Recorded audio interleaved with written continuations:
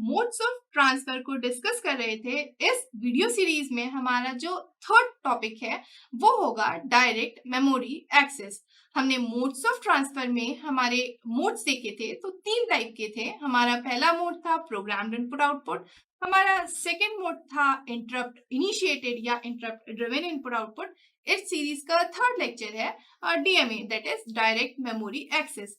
उन दोनों मोड में क्या हो रहा था, सीपीयू का इंटरवेंशन था। मतलब प्रोग्राम्ड इनपुट आउटपुट और इंटरप्ट इनिशिएटेड इनपुट आउटपुट में जो भी डेटा डिवाइसेस से, इनपुट आउटपुट डिवाइसेस से रीड हो रहा था, वो मेमोरी में राइट करने का काम कौन कर रहा था, सीपीयू कर रहा था। मतलब सीपीयू का इंटरवेंशन था। अब अगर हम डीएमए की बात करते हैं, जिसका फुल फॉर्म है डायरेक्ट मेमोरी एक्सेस, तो नाम से ही समझ में आ रहा है यहाँ पर मेमोरी का एक्सेस डायरेक्टली होता है। मतलब input output device directly memory को एक्सेस करते हैं। यहाँ पर सीपीयू का इंटरवेंशन नहीं होता। एक बार मैं डायग्राम के फॉर्मेट में आपको समझाने की कोशिश करती हूँ। तो सपोज ये हमारा मेमोरी यूनिट है। ये मेमोरी यूनिट सीपीयू से कनेक्टेड होती है, तो यहाँ पे हमने सीपीयू लिखा और हमारे ये इनपुट आउटपुट डिवाइसेस हैं। अब हो क्या रहा है, अगर इनपुट आउटपुट डिवाइस को कोई डेटा राइट करना है या फिर रीड करना है मेमोरी से, तो यहाँ पे जो हमने पुराने 2 मेथड देखे थे उसमें सीपीयू का इंटरवेंशन था। बट अगर सपोज करिए हम सीपीयू का इंटरवेंशन जो था उसको ब्रेक कर दें और इनपुट आउटपुट डिवाइसेस को एक फैसिलिटी दें कि आप मेमोरी से डायरेक्टली कम्युनिकेट कर सकते हैं, तो इसको बोलते हैं direct memory access data transfer mode. ये सब जो काम होता है ये सिस्टम बस के थ्रू होता है। ये सिस्टम बस जनरली सीपीयू के कंट्रोल में रहती है, लेकिन डीएमए के केस में ये जो सिस्टम बस होती है उसका कंट्रोल डीएमए को दे दिया जाता है। सिस्टम बस के पास address, data and control line होती हैं। मतलब सिस्टम बस के पास हमारी एड्रेस लाइन्स है, डेटा लाइन है एंड कंट्रोल लाइन है। जो मॉडर्न कंप्यूटर होते हैं वो डीएमए का यूज करके डेटा को ट्रांसमिट करते हैं। मॉडर्न कंप्यूटर में large amount of data transmit किया जाता है एट हायर स्पीड। हमारा एक डायग्राम से हम समझने की कोशिश करते हैं एक्चुअली हो क्या रहा है।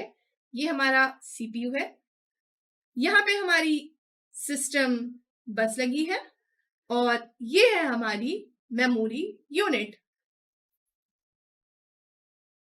अब डीएमए के केस में ये जो सिस्टम बस है ये सीपीयू थोड़ी देर के लिए कहाँ दे देता है, डीएमए को, और डीएमए के हेल्प से हमारे जो इनपुट आउटपुट डिवाइसेस हैं वो डायरेक्टली मेमोरी को एक्सेस करते हैं। तो होता क्या है, यहाँ पे एक डीएमए कंट्रोलर होता है और उस डीएमए कंट्रोलर से हमारे इनपुट आउटपुट डिवाइसेस कनेक्टेड होते हैं। तो ये है हमारे इनपुट आउटपुट डिवाइसेस।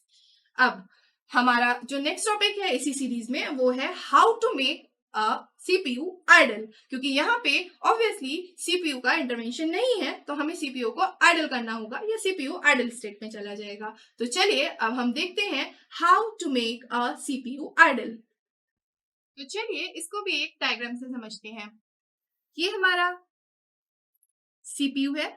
सीपीयू के पास कुछ एड्रेस बस होती है, सीपीयू के पास डेटा बस होती है और यहाँ पे वो रीड या फिर राइट कर रहा होता है। तो हमारे पास इसकी वाली बसेस भी हैं।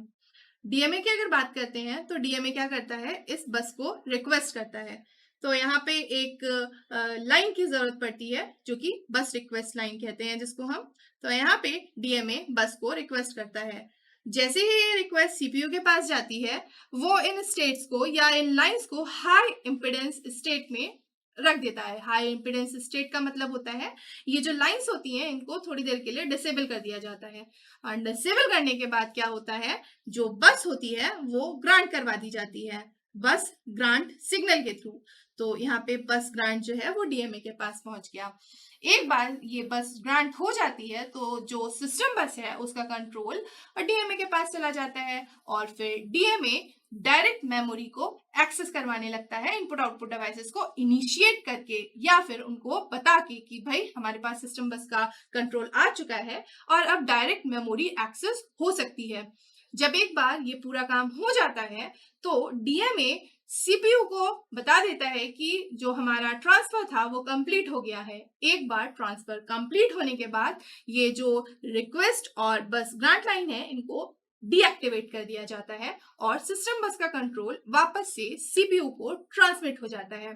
तो यहाँ हो क्या रहा है, इनपुट आउटपुट डिवाइस अगर डायरेक्टली मेमोरी को एक्सेस करवाना चाह रहे हैं या मेमोरी को एक्सेस करना चाह रहे हैं तो वो डीएमए कंट्रोलर को रिक्वेस्ट करते हैं। डीएमए कंट्रोलर इनके बिहाफ में सीपीयू को रिक्वेस्ट सेंड करता है, रिक्वेस्ट ग्रांट हो जाती है after making these lines in high impedance state, मतलब कि डिसेबल करना, और उसके बाद बस ग्रांट होने के बाद डीएमए क्या करता है, इसको इनिशिएट कर देता है, इंटीमेट कर देता है कि भाई हमारे पास सिस्टम बस का कंट्रोल आ गया है, अब हम डायरेक्टली मेमोरी को एक्सेस कर देते हैं। अब हम बात करते हैं जो डीएमए है उसमें डेटा ट्रांसफर किस मोड में होता है। तो चलिए हम डीएमए का डेटा ट्रांसफर पढ़ते हैं। तो यहाँ पे जो डीएमए का डेटा ट्रांसफर है वो हम दो मोड में कर सकते हैं, या डीएमए में जो डेटा ट्रांसफर होता है वो दो मोड में होता है। पहला मोड होता है हमारा बर्स्ट ट्रांसफर और जो हमारा सेकंड मोड है वो होता है साइकिल स्टीलिंग मोड। चलिए हम पहला डिस्कस करते हैं जो कि है बर्स्ट ट्रांसफर। यहां पर डेटा ब्लॉक ऑफ सीक्वेंस में ट्रांसमिट किया जाता है। प्रॉब्लम यहाँ पे ये है कि एक बार अगर ट्रांसमिशन स्टार्ट हो जाता है तो हम स्टॉप नहीं कर सकते, ठीक है। अब इसमें प्रॉब्लम ये आती है कि काफी देर के लिए जो हमारा सीपीयू है वो आइडल स्टेट में चला जाता है। अगर हम डिस्कस करते हैं साइकिल स्टीलिंग मोड को, तो साइकिल स्टीलिंग मोड में तो DMA one word at a time he send कर सकता है और उसके बाद जो भी कंट्रोल है वो वापस सीपीयू को दे दिया जाता है। अब अगर दोबारा से डेटा सेंड करना है तो वन वर्ड फिर से वो रिक्वेस्ट करने के बाद ट्रांसमिट करेगा, दोबारा से जो कंट्रोल है वो सीपीयू को ट्रांसमिट कर दिया जाएगा और इस तरीके से वर्किंग होती है। एक बार शॉर्ट में दोबारा से समझा देती हूँ। बस ट्रांसफर में सीक्वेंस ऑफ ब्लॉक्स होते हैं, उन सीक्वेंस ऑफ ब्लॉक्स में वर्ड्स होते हैं और ये सारे के सारे blocks at the same time हम क्या करते हैं, ट्रांसफर करवाते हैं।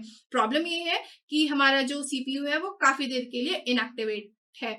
और अगर हम साइकिल स्टीलिंग की बात करते हैं तो हम one word at a time he allow करते हैं डीएमए को ट्रांसफर करवाने के लिए। So this is all about DMA.